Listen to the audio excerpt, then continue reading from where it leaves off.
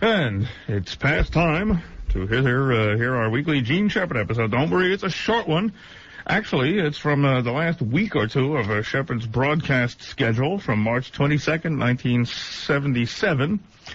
And at this point, they had actually started him at 10 minutes after the hour instead of 15. Why? So they could squeeze in an extra 5 minutes of commercials into the show. I have removed at least 15 minutes of commercials from this program, and it clocks in with full theme at beginning and end at about 34 minutes. And it's all about the Jersey Devil, one of the most requested Gene Shepard stories. And seems very fitting and perfect for this Halloween. So here it is. Here's Gene Shepard, March 22nd, 1977.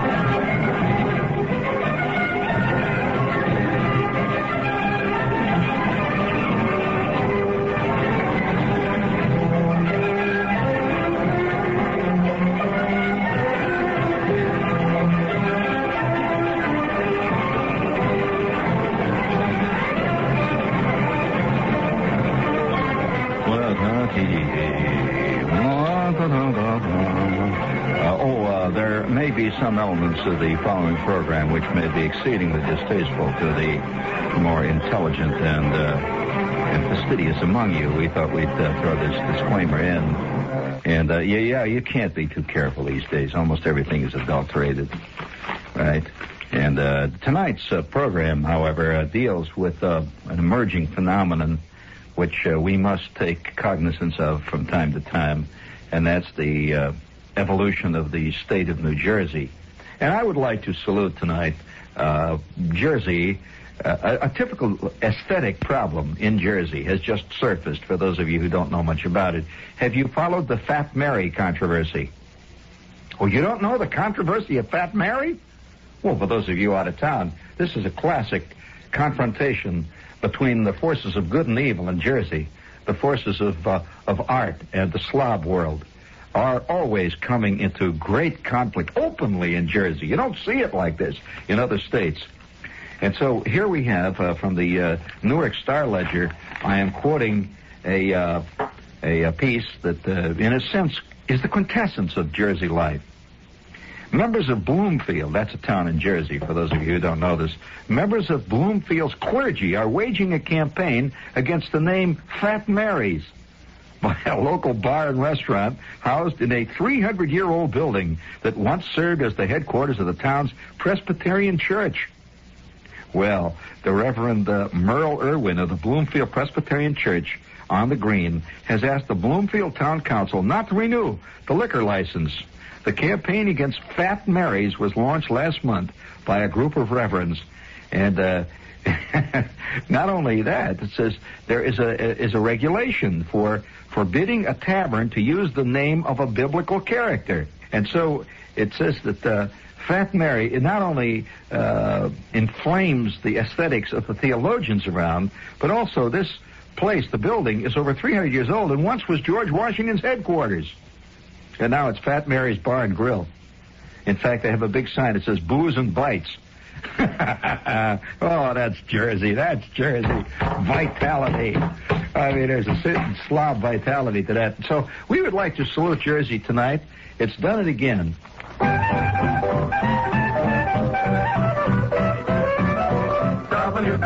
www, somebody stop me. Or www, if you can stop me. Or 1440 Broadway, 7 days on your dial. That powerful, powerful station with a 50 kilowatts smile. Mutual, mutual, mutual, mutual, hurt us near and far. This is www, somebody stop me. Miss Grimble? Yes. Welcome to Martin Payne. Thank you. Since this is your first day, Yes. I thought I'd help you get started. Oh, good. This is your switchboard. Oh, I recognized it right away. Good. Oh, this is really a big place. Yeah, well, the Martin Home Decorating Centers are quite extensive. My. Oh, there's your first call. Good morning, Martin Payne. No, I'm sorry. What was that? Wall covering. Oh, we have wall coverings. Oh. Over 1,600 patterns. Really? And floor coverings, all the national brands. My. So be careful. Good morning, Martin Payne's floor covering and wall covering. No, I'm sorry. Yeah, what was that? Decorative lumber. Oh, Miss Grimble, look around you. What do you see? Decorative lumber. That's right. This is a complete home decorating center. Oh. Floor coverings, wall coverings, lighting, ceiling tiles, wall tiles, court tiles, mirror tiles, lighting fixtures, dimmers, bulbs, bathroom accessories. But I can't say all that. Well, do the best you can. Good morning, Martin's Home Decorating Center. It ain't just paint. And there's all kinds of Jersey legends that I'd like to tonight. This is a show about Jersey, both pro and con. Remember, I'm not anti-Jersey. I like this vitality. There are those who feel that Shepherd is against the Slav. Not at all. I think the Slav gives spice and the piquant, just the piquant savoring of life. A Slav in any crowd is that little extra spice that adds to. Oh yes, the natural habitat of the Jersey Slav is either in two guys when they're having a lawn sale, or standing in line at the Dairy Queen. These are the two places he seems to function even better than generally if you go into a Jersey body shop. You see a lot of good walking around Slavs in a Jersey body shop, you know. Hey, what a rep you got there, Roy. Wow, that's good across Allstate, right, huh, buddy? Huh? Back into a hydrant, huh? You got a snoopful? Well, this is a typical Jersey discussion. Which, by the way, that's a quote of an actual one that I heard one night. Oh, wow. So I like Jersey. I love the Leaning Tower of Pizza at twilight. There's a certain uninhibited Slavism about that I just love. And the motel reaches its greatest flowering along Route 206. You see some goodies. 46 has got some great ones.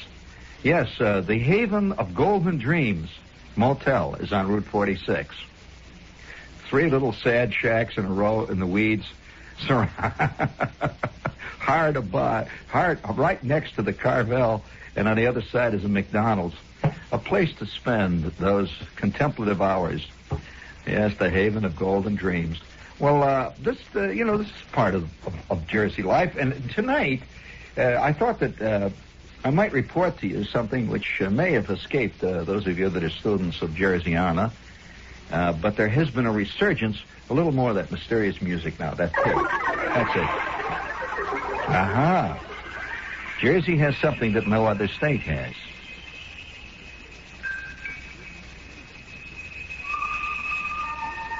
And it gives a certain undercurrent to Jersey life. Jersey is the only state which is the known habitat of the Jersey Devil.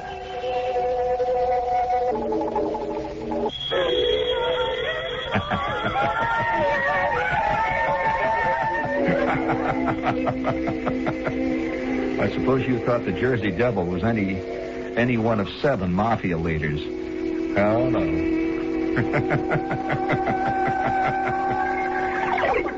This controversy has raged endlessly. The controversy of the Jersey Devil. And hold it there. Just keep that in check there. Because we are going to tonight, as I said, you better put the kids to bed because this is a bad show tonight. Now, let's see. Get all the news at half the price. That's right. The Long Island Press gives you total news coverage. In-depth local news coverage. National. Do you really think you've got a deep neighborhood over there? In-depth local coverage. Find out really why that guy dented the fender back to the A&P that day. National, international, plus a dynamic lineup of features and columnists for only what? A thin dime. The Long Island Press. So, pick it up. It's the best bargain on Long Island. The Long Island Press. Now, are you curious? No, you have heard of the Jersey Devil? You haven't? I can't believe it. You've never heard of the Jersey Devil? And you live in Jersey? Well, I don't know what part of Jersey you've been living in, friend, what hole that you've dug and you pulled it in after you, but the Jersey Devil is one of the most persistent and consistent and scary legends of New Jersey. The Jersey Devil has been seen again. For those of you who wonder why the hell I'm bringing it up now, the Jersey Devil has not only been seen, but was reported by at least a dozen reputable witnesses. Now, I don't know what a reputable witness is when it comes to testifying about the Jersey Devil. It's very hard to find a reputable witness in Jersey for anything. And if you don't think that's true, you ought to ask your local DA. But, oh yes, many a reputable witness in the past has wound up dressed in a concrete overcoat at the bottom of the Raritan River. So it's not easy to find a reputable witness in Jersey. Oh, Jersey, oh, thou gutty state. Oh, Jersey, thy state of human yeast. Oh, Jersey, thy moiling state of incessant activity and unbelievable slobs. Oh, Jersey, thy great state stands as a legend. In fact, I think Jersey itself is the most American of states. A number of reasons. It has practically everything in it. Yeah, on the one hand, Jersey is a beautiful state in certain isolated areas. Yes, that's quite right. It is. I mean, physically beautiful in certain areas. On the other hand, you have areas of Jersey which are incredibly ugly. I don't know whether you have driven under the high, bristling grayish sun of a typical Jersey day on the Jersey Turnpike along about exit 12 and exit 13.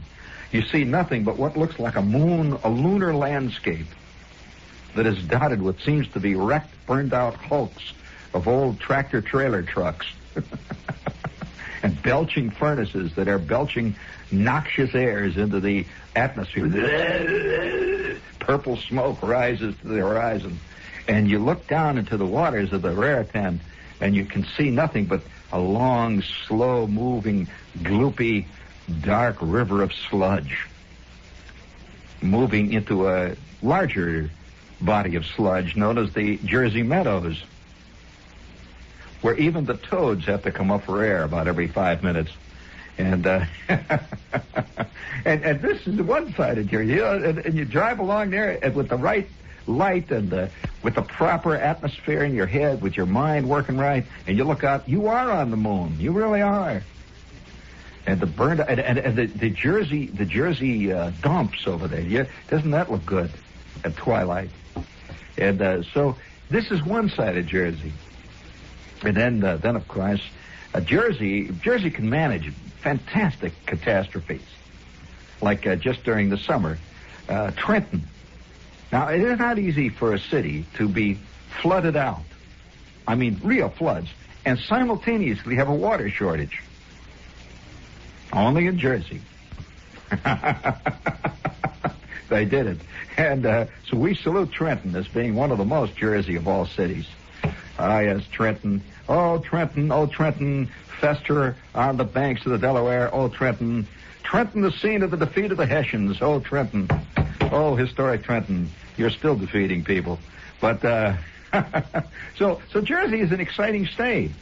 And I'd like to lay the Jersey Devil on you. If you don't know anything about the devil, okay.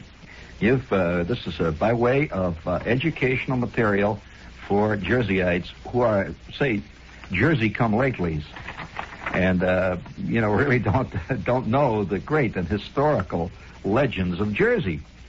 So for those of you who don't know, I have the in capsule form the Jersey legend itself. Now, first of all, it goes back almost to the beginnings of Jersey itself. This is not just a cockamamie story that was dreamed up by somebody one night who was working the Long John show. No way. This is a true legend.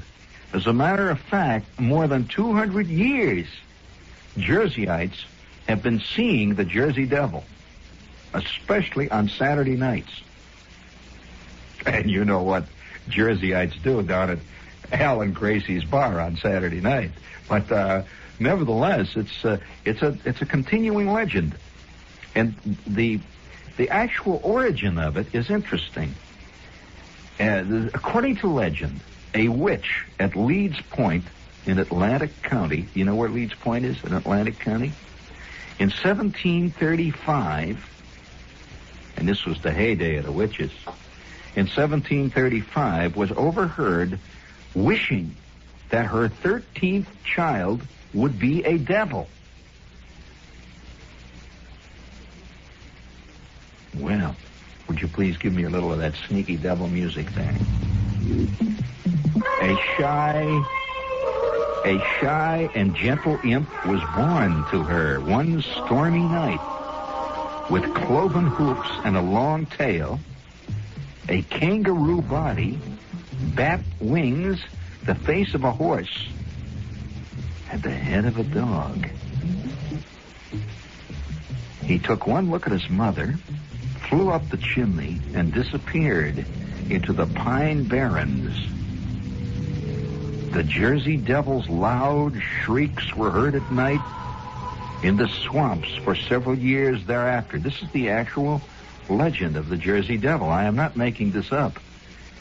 In 1740, 5 years later, a clergyman roamed the pines with bell, book, and candle until he found the demon and put him to rest for 100 years. You know the legend of the bell, the book, and the candle, don't you? Yes. The creature was laid to rest for 100 years and was not heard from. And then suddenly, in 1840, the creature was seen again and became widely known. In 1906, when a newspaper said a farmer saw the Jersey Devil near his barn, hysteria spread quickly as more people in the Pineys and as far away as West Orange claimed to see the devil himself, or at least his tracks. Rewards were offered all throughout the state for the devil's capture in the year 1906. $100,000 was offered, dead or alive. Another man put up $500 for the devil, which he said was a rare vampire. The rewards were never claimed, but many sightings were reported.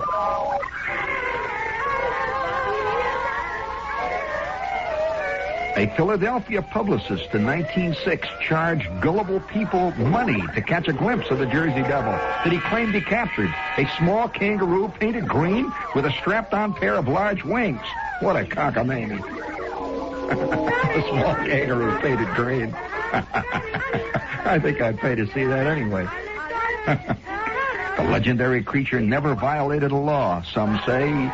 Yet a posse of armed farmers combed the swamps of Woodstown as recent as 1936.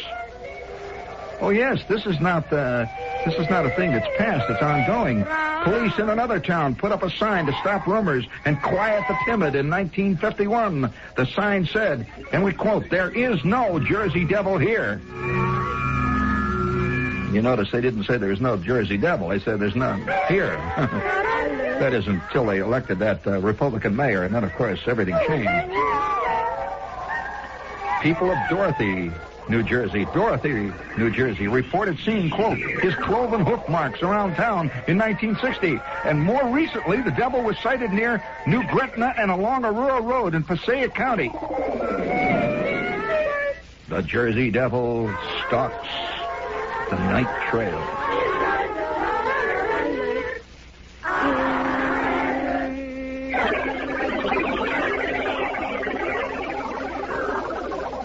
Okay, now that's the story of the Jersey. I'm not making it up, friend. And, no, this is very official. The Jersey Devil has been documented many times. And I am not taking sides in this controversy. I mean, I've crossed many a mean mother in my time, but I'm not going to cross the Jersey Devil, if such be. How do you do, Mr. Sponsor? How do you do? Here's the time for a commercial for you. We'd be glad to put it in if you get up the tip. How do you do, Mr. Sponsor? How do you do? Oh, sponsor! Oh, sponsor!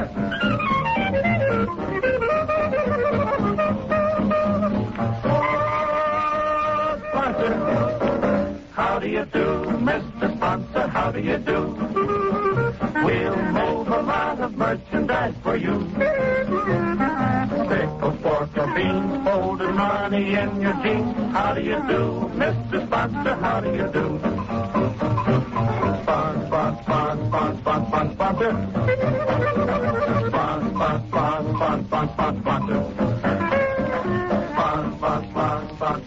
Sponsor.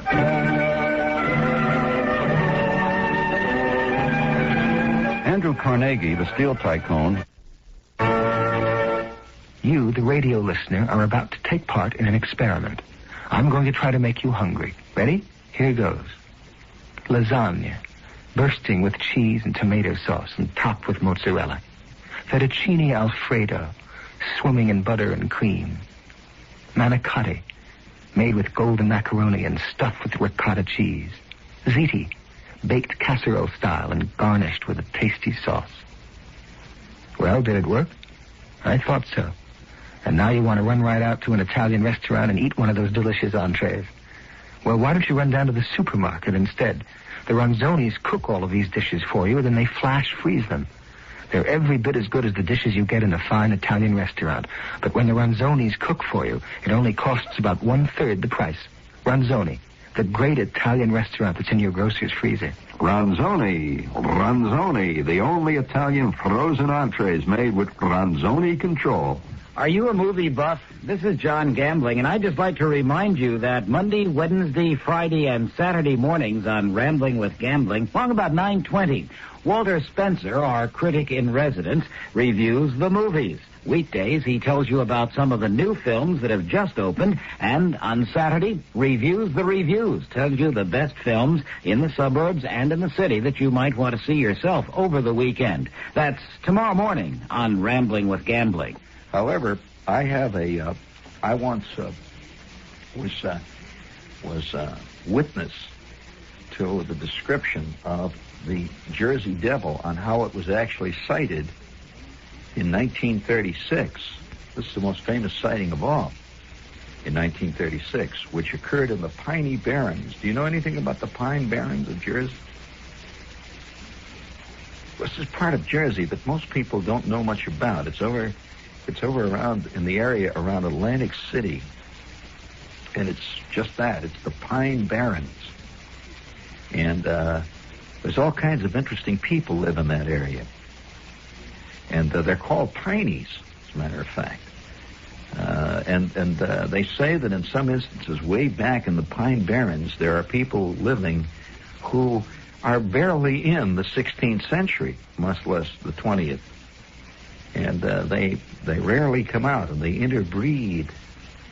There's one group of people who live on the Pine Barrens known as the Johnson Whites. Did you ever hear of them? Yes. They run to albinos and people with 6 fingers on the hand. And yes, it's a fascinating area. Little known even among Jerseyites. And it's exactly what the term implies. Barren. Pine Barrens. Small, stunted pine trees grow for a mile on end on the sandy, barren soil. uncut by roads in many areas. In fact, I've many times flown over the piney barrens. One day I was flying at a low altitude, maybe 800-900 feet, which is a fairly low altitude, low over the pine barrens, just digging that curious scene out there. And it stretches for miles, mile upon mile, and it is in the pine barrens that many sightings of the devil have been seen. And for good reason, because the pine barrens, according to legend, was the birthplace of the devil. Now, no one knows, this is just a theory.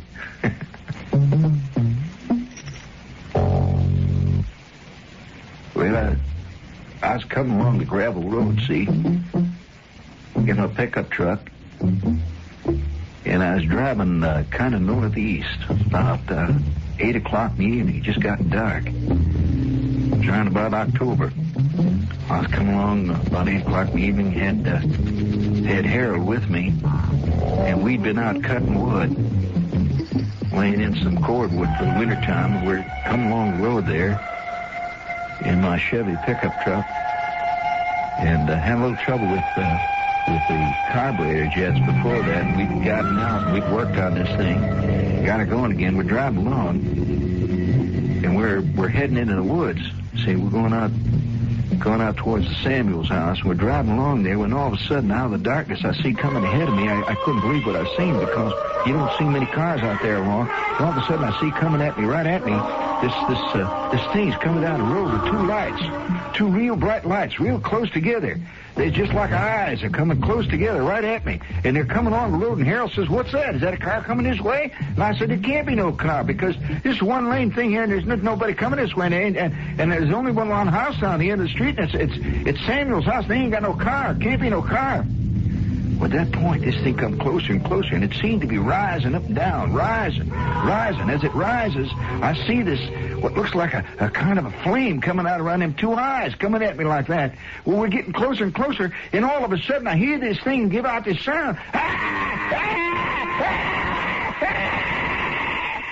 Well, I got so scared, I couldn't believe what I was seeing. This thing is screaming and yelling. It's coming right at me. I said to Harold, my God, we got to get out of here. And at that point, Harold hung his head out the window, and he says, "Where's it going?" I can see it's going in the woods there. And all of a sudden, I see them lights again. It turned. It looked right at me, and it goes, and it's blowing smoke and flame like that. And I drove the car right into that tree down there, and I smashed my car all up. I tell you, me and Harold just sat there for about 15 minutes afterwards. Couldn't tell what we'd seen. I'll tell you, if that wasn't a Jersey devil, it was sure something mean and bad. And for half an hour afterwards, you could smell the smell like burning in the air. The Jersey devil, I guess.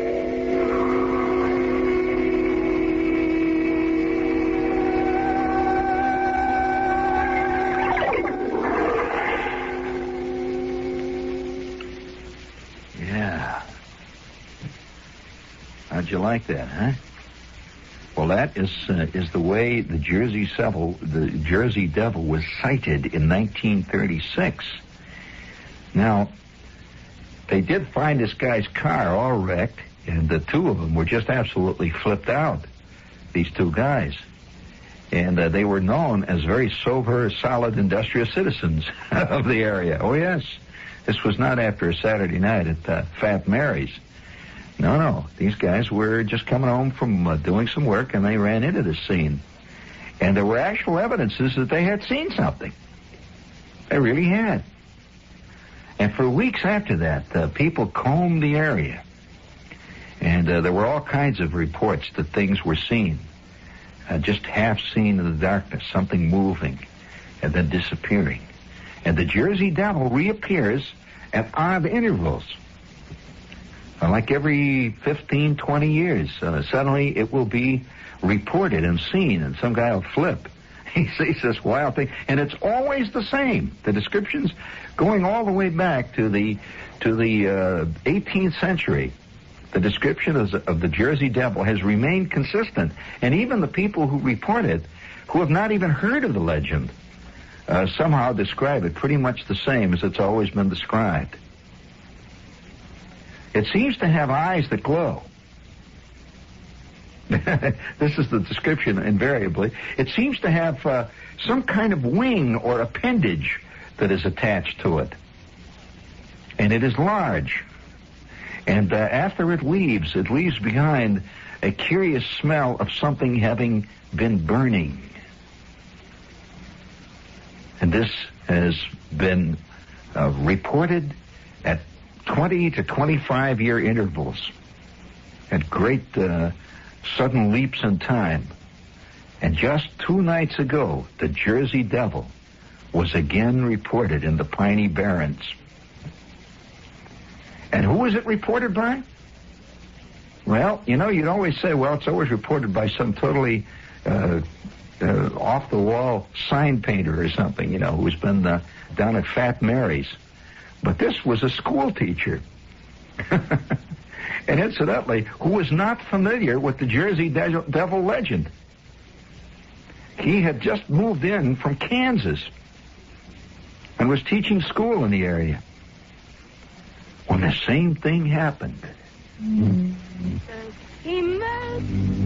According to his description, I was just driving along this gravel road, taking a shortcut through the Pineys. I've been working late at school, having a thing with the PTA. I'm driving along in my Pinto, when all of a sudden I see coming along the road directly at me on this one-lane gravel road. I couldn't believe it. There's a car coming right at me. He's coming faster and faster, but the headlights are set so close together, it didn't look like a car. And then all of a sudden, without any warning, this thing leaves out a shriek. It just goes, ah! That's the most recent description of a sighting of the Jersey Devil. Now, some say it is the mafia. Others say it's just a union organizer from Secaucus out to throw a little scare in the troops. And it's always described the same.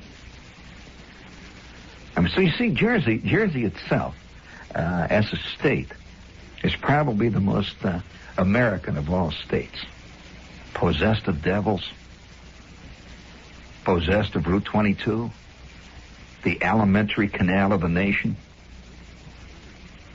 New Jersey is a state of incredible vitality.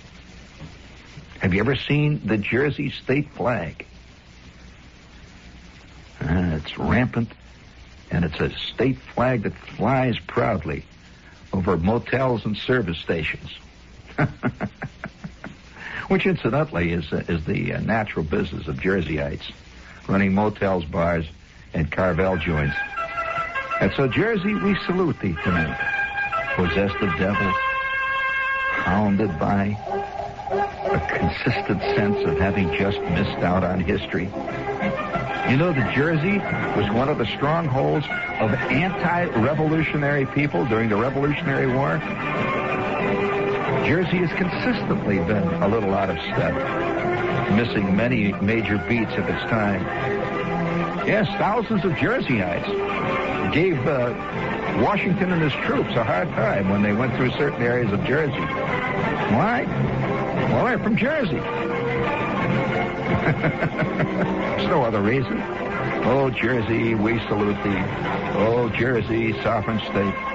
Oh, Jersey, magnificent empire. Magnificent home of the natural Slav. Oh, Jersey.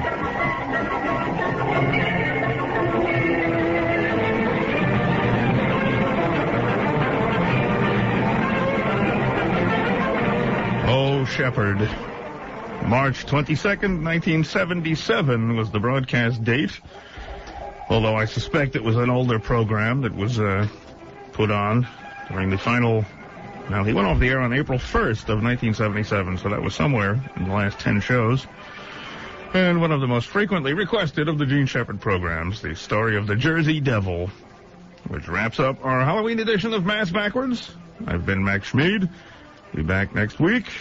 More Quiet Please, more Shepherd, and back to the 60s psychedelic era on our Scratchy Record review. So join us then. I'll also return Sunday night, 7:30, with the golden age of radio. So tune in at any of those times. And keep your dial tuned to WBAI, New York.